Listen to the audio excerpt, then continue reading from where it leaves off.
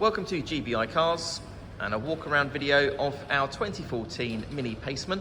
This car comes with the 1.6 petrol engine and the automatic gearbox, which is ULEZ compliant, producing 120 brake horsepower and while still returning up to 39 miles to the gallon.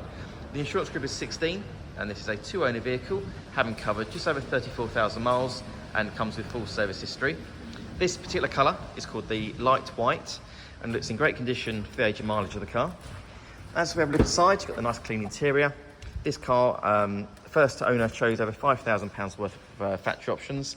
These included the half leather seats with a nice pattern in there in the centre. And then also they chose the automatic headlights and wipers, for example, and also climate control. A few other features I can mention, you've also got cruise control there on the right hand side of the steering wheel. And then on the driver's door card, you've got your electric mirror and front window controls.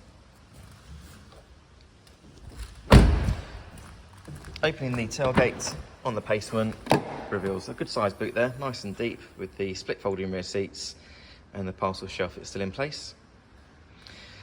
Externally, the car comes with upgraded front fog lights, the 17-inch alloy wheels and also rear parking sensors.